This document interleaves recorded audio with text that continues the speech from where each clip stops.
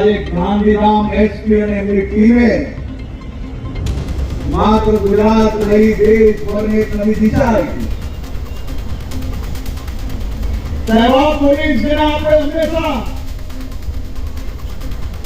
ગૌ હત્યારાઓને પકડતા જોયા છે, ગૌ માતાને બચાવતા જોયા છે, પરંતુ ગાંધીધામ પોલીસે એક પગલું આગળ વધારીને સમાજના સૌ શ્રેષ્ઠીઓ જોડે મળીને ગૌ સેવાની દિશામાં આગળ વધીને આજે ગૌશાળાનું લોકાર્પણ થયું છે. અંદર ગાયો છે, બીમાર ગાયોની સેવા કરવાનો નિર્ણય લીધો છે.